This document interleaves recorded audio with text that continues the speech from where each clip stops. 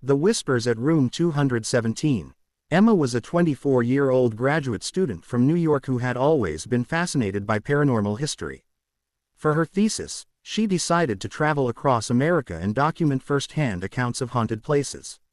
Her research eventually led her to Colorado, to a place she had only read about in articles and late-night forums, the Stanley Hotel in Estes Park, the very hotel that had inspired Stephen King's The Shining. When Emma arrived at the front desk to check in, she asked the receptionist almost playfully, "Do you still rent out room 217? The woman behind the counter paused for a second too long before giving a polite but practiced smile. "Yes, we do, but it's not often requested. Are you sure you'd like that room?" Emma felt a thrill of excitement as she nodded. Room 217 was infamous in paranormal circles. In 1911, a chambermaid named Elizabeth Wilson had been caught in a gas explosion there. She had survived, but guests throughout the decades claimed she never truly left.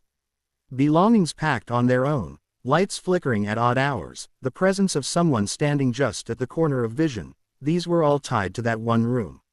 For Emma, it was the perfect case study.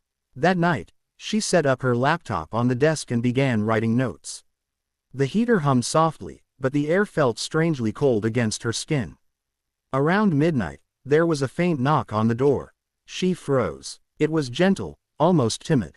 "Hello," she called out. No answer. She opened the door, but the hallway was empty, lined with patterned carpets and dim yellow sconces that stretched in both directions. When she stepped back into the room, her heart skipped. The suitcase she had left open on the bed was now zipped shut, neatly arranged as though prepared for departure. She whispered to herself, "Guess housekeeping really is efficient."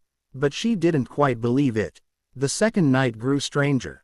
Determined to catch something, Emma placed a small audio recorder on the dresser before lying down. She had barely drifted into uneasy sleep when she heard it, a whisper brushing against her ear, urgent and hushed. "Get out." She bolted upright, scanning the room. No one was there. The lamp by the bedside flickered once and steadied. Her pulse raced as she forced herself to stay still, waiting. The silence pressed against her like a weight. The next morning, she played the recording. For the first few minutes, it was only her shifting in the sheets and the soft hum of the heater. Then came the voice, clear and low, "They shouldn't have brought you here." Emma's hands shook as she replayed it again and again. The voice was not hers. It was female, almost mournful, yet there was something underneath it, a warning, or perhaps a threat. By the final night, she was too curious, too stubborn to leave. She left the lights on and sat at the edge of the bed, recorder ready, notebook open. The clock ticked past 3 in the morning when the air suddenly turned icy.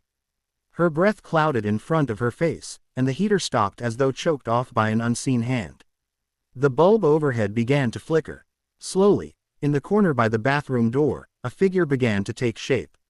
Emma's throat tightened. It was a woman dressed in an old-fashioned maid's uniform, apron tied neatly at the waist.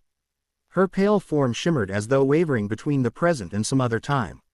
"Elizabeth," Emma whispered. The woman lifted her face. Her eyes were hollow, dark sockets where light refused to touch. Her mouth opened, but instead of words came a roaring sound, like rushing wind, like an explosion caught on repeat. Emma clapped her hands over her ears and screamed.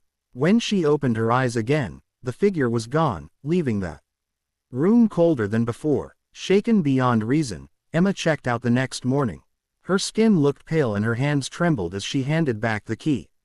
She didn't bother explaining to the receptionist why she was leaving 2 days early.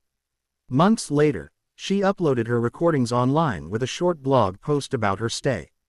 Many dismissed it as a hoax, a desperate attempt for attention. But paranormal researchers dissected the audio carefully. In the clip where the woman's voice whispered, "They shouldn't have brought you here," there was something else. Beneath it, almost hidden, came another voice. This one was male, low, cold, and full of something darker. "She belongs to us now."